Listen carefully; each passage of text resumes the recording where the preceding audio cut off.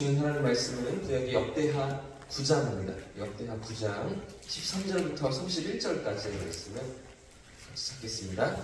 구약성경 667페이지에 있는 역대하 9장 13절부터 마지막 31절까지의 말씀을 같이 찾겠습니다. 13절부터 교독해서 읽겠습니다. 제가 먼저 13절을 읽습니다. 솔로몬의 세금의 무게가 금 666달란트요. 그 외에 또 무역상과 백상들이 가져온 것이 있고 아라비아 왕들과 그 나라 방백들도 금과 은을 솔로몬에게 가져온지라. 솔로몬 왕이 쳐서 들인 금으로 큰 방패 200개를 만들었으니 방패 하나에 든 금이 600세겔이며 또 쳐서 들인 금으로 작은 방패 300개를 만들었으니 방패 하나에 든 금이 300세겔이다. 왕이 이들을 레바논 나무궁에 두었더라. 왕이 또 상화로 큰 보좌를 만들고 순금으로 입혔으니 그 보좌에는 6,000개와 금발판이 있어 보좌와 이어졌고 앉는 자리 양쪽에는 팔걸이가 있고 팔걸이 곁에는 사자가 하나씩 섰으며 또 12사자가 있어 그 6층계 양쪽에 섰으니 어떤 나라에도 이같이 만든 것이 없었더라. 솔로몬 왕이 말씀한 것은 다 금이요 레바논 나무궁의 그릇들도 다 순금이라. 솔로몬의 시대에 은을 귀하게 여기지 아니하는 왕의 배들이 후람의 종들과 함께 다시스로 다니며 그 배들이 3년에 1차씩 다시스의 금과 은과 상아와 원숭이와 공작을 실어오더라. 솔로몬 왕의 재산과 지혜가 천하의 모든 왕들보다 큰지라. 천하의 열왕이 하나님께서 솔로몬의 마음에 주신 지혜를 들으며 그의 얼굴을 보기 원하여 각기 예물을 가지고 왔으니 곧 금그릇과 금그릇과 의복과 갑옷과 향품과 말과 옷이라.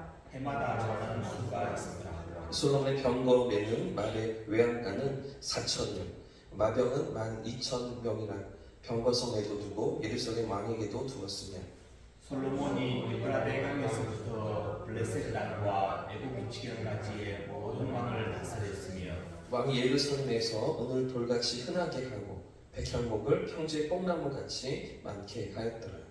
솔로몬을 위하여 애굽과 각국에서 말들을 가져왔더라. 이외에 솔로몬의 시종 행적은 선지자 나단의 글과 실로 사람 아이야의 예언과 선견자 이도의 묵시책 곧 이도가 느바스아들 여로보암에 대하여 쓴 책에 기록되지 아니하였느냐. 솔로몬이 예루살렘에서 온 이스라엘을 다스린 지 40년이라. 함께 읽겠습니다. 솔로몬이 그의 조상들과 함께 지내 그의 아버지 다윗의 성에 장사되고 그의 아들 르호보암이 계시다가 왕이 되었다. 아멘. 할렐루야. 아멘. 하나님께서 우리 마음과 생각을 붙드시고 인도하실 줄 믿습니다. 아멘. 우리는 어제에 이어서 이제 역대하 9장부터 12장 부분을 통독하게 됩니다. 이제 다윗을 이어서 솔로몬으로 이어지고 또 그 이후에 르호보암과 여로보암으로 남북 왕국으로 갈라지는 이제 이야기를 우리가 확인하게 되고요. 그런 가운데 역대기가 어느 나라를 주목한다고요? 북이스라엘은 갈라진 북쪽은 전혀 신경 쓰지 않죠. 남유다 왕국 다윗을 통해서 이 계보가 이어지는 그 스토리만 역대기는 주목하게 됩니다. 왜 그렇습니까? 이 역대기를 통해서 남겨진 유다 백성들이 포로로 바벨론에 끌려고 하지만 그러나 다시 돌아오게 하시는 그 언약 백성이었기 때문이죠. 나중에도 우리가 조금 살펴볼지 모르겠지만 이 남유다 왕국이 계속해서 200여 년간 더 유지되면서 북이스라엘이 많은 상황 가운데서도 북쪽에 남겨진 백성들을 흡수하기도 합니다. 북쪽에 남아있던 그 열지파 그들의 어떤 그 남겨진 황량하고 어떤 어려운 상황 가운데서도 그 백성들이 남유다로 돌아올 수 있도록 품어주기도 하고요. 그들 가운데 함께 이렇게 또 하나님의 백성으로 또 같이 나아갈 수 있도록 또 그들에게 길을 열어주는데 그런 가운데 들어오는 소수의 사람들도 있었습니다. 북이스라엘이 망한 가운데서 남겨진 그 주민들 가운데 남유다로 향하고 또 함께 하나님 앞에 나오는 사람들이 있는가 하면 여전히 그 땅에 남아서 여전히 하나님께 패역하고 여전히 우상숭배자리 남아있고 나라가 망했는데도 불구하고 돌이키지도 않고 회개하지도 않는 그런 백성들도 있었던 것이죠. 그렇기 때문에 남유다와 예루살렘 그 중심으로 한 남유다와 북이스라엘의 수도였던 사마리아 사람들과의 그 깊은 고는 계속해서 이어집니다. 그래서 이들과의 대치성은 계속 이어지는 가운데 하나님께서 다시 돌아오게 하셨을 때, 약속의 땅 가나안 땅에 다시 돌아오게 하셨을 때 이 모든 역사는 남유다 중심으로 이어지게 되고, 그런 가운데 다윗의 계보에서 그 모든 후손들 가운데 예수님이 이 땅에 오시는 역사로 신약으로 이어지는 스토리가 계속해서 진행되어지는 것이죠. 오늘 그 가운데 이제 솔로몬의 마지막 모습이 역대하 9장에 그려지고 있습니다. 사람들 이 땅에 살아가면서 모든 사람들이 천년 만년을 살 것 같이 이렇게 세상을 살아가죠. 그래서 미래에 대해서 잘 생각하지 않습니다.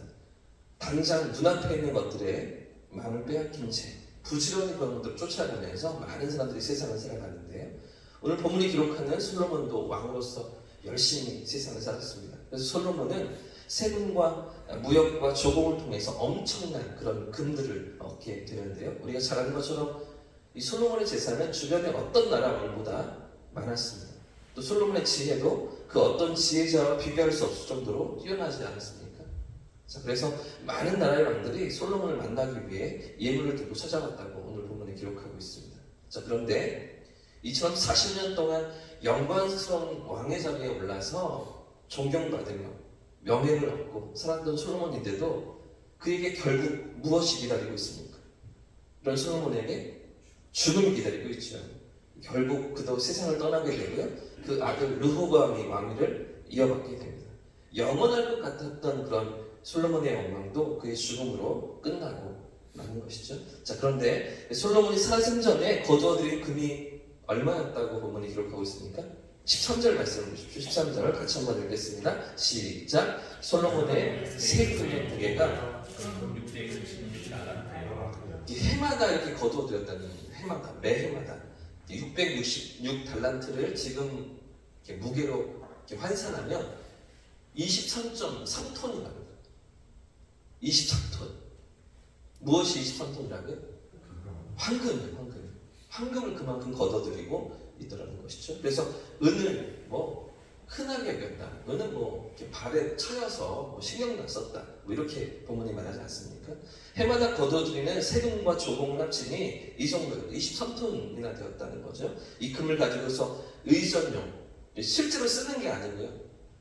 솔로몬 앞에 이렇게 나열하고 세우는 그런 군인들 앞에 들게 하는 방패를 만드는데 200개를 만들고 상하 보좌를 만들어서 코끼리 상하로 보좌를 만들어서 그 위에 금으로 덧씌우고 이런 일을 했다는 겁니다.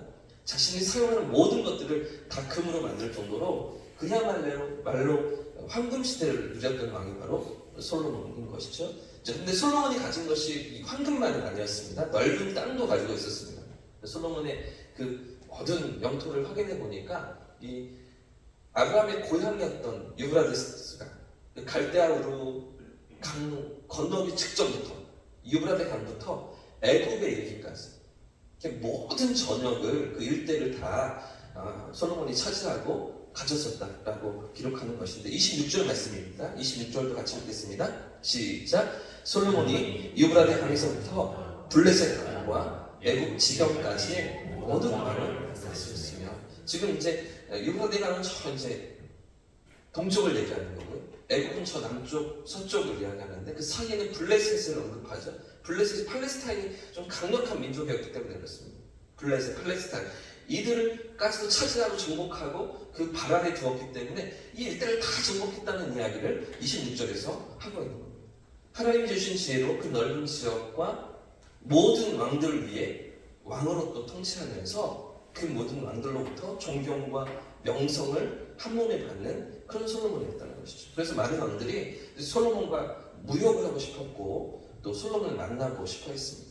그런데 이 모든 것을 솔로몬이 가지고 누리게 된 이유가 무엇입니까? 이렇게 많은 재산을, 재물을 얻고요.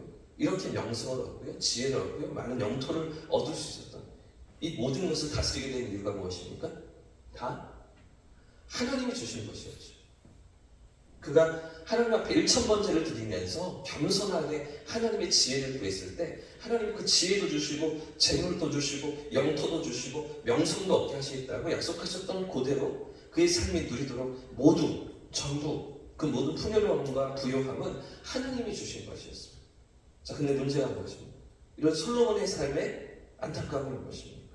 그렇게 겸손히 하나님의 지혜를 찾고 하나님의 도우심을 구했던 솔로몬인데, 이런 솔로몬이 국력이 강해지고 부요해지고 나라가 안정되기 시작하자, 그러자 이런 솔로몬이 어디로 나아갑니까? 어떤 모습으로 나아갑니까? 28절 말씀도 보십시오. 28절 말씀도 같이 읽겠습니다. 시작. 솔로몬을 위하여 애굽과 각국에서 말들을 가져왔다. 자, 무엇을 가져왔다고요?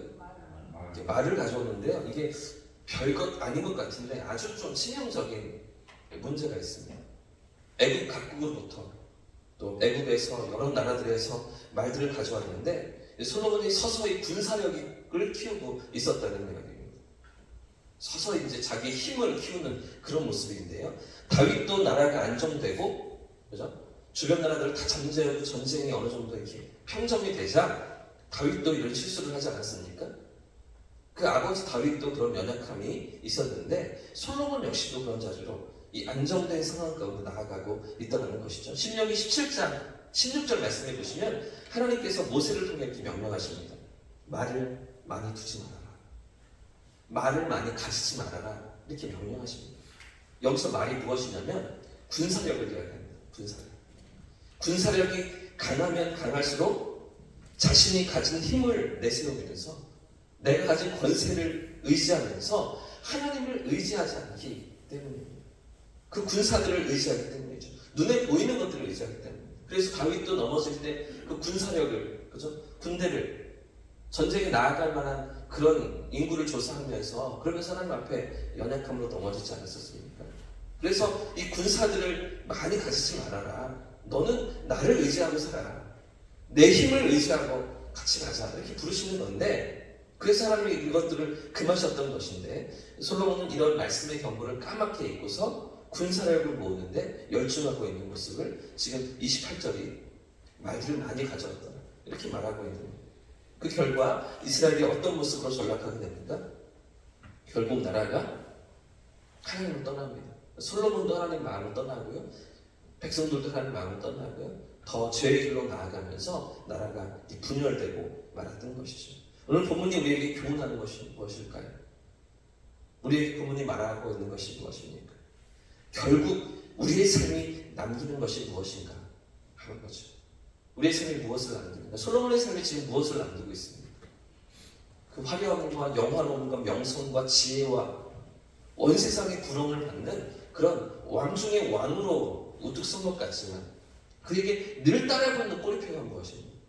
솔로몬으로 인해서, 솔로몬 때문에 나라가 분열됐다는 거죠.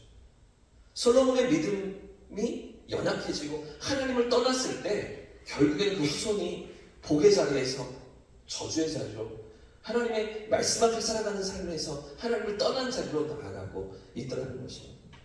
결국 우리의 삶이 무엇을 남기는가? 솔로몬이 살았던 시대가 주전 999년 정도 됩니다. 그러니까 지금으로부터 약 3000년 전에 살았던 그런 솔로몬입니다. 그런데 오늘 우리에게 이렇게 평가받고 있지 않습니까? 오고 가는 모든 세대 가운데 모든 사람들에게 그의 인생이 이렇게 평가되어지는 것입니다. 그럼 오늘 우리의 삶은, 이 땅을 살아가는 우리의 삶은 누구에게 평가를 받겠습니까? 우리가 지나가고 나서 우리를 기억하는 또 다른 누군가에게 우리도 평가를 받겠죠. 어떤 인생을 살았는가? 어떤 삶의 모습으로 열매들을 남겼는가? 우리는 평가받게 될 것입니다. 우리 자녀들에게, 우리 자손들에게 평가를 받겠죠. 우리 삶의 걸음이 어떠했는지, 어떤 믿음의 길을 걸었는지, 어떤 삶의 모습 가운데 열매들을 남겼는지 우리 후손들이 기억하지 않겠습니까? 그런가 하면 뿐만 아니라 누가 또 우리를 평가하십니까? 하나님께서 평가하시잖아요. 우리의 삶의 걸음을 아시는 하나님께서 평가하시고 심판하시는 것입니다. 사람은 누구나 다 죽게 됩니다. 죄의 결과이기 때문에 누구나 다 죽게 됩니다. 솔로몬 역시도 많은 부귀와 영화와 그렇게 넓은 영토를 남겨두고서 세상을 떠나게 됩니다.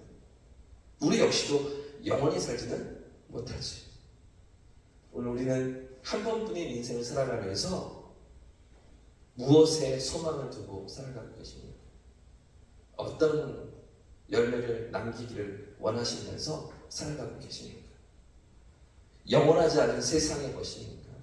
아니면 영원한 하나님의 나라입니까? 오늘도 영원한 것에 소망을 두고 살아가는 저와 우리 모두의 삶을 축복합니다. 하나님 앞에서 믿음으로 살아가며 정말 포기할 수 없는 것을 붙드는 그런 오늘 한 날이 되시기를 예수님으로 축복합니다. 이제 찬양하고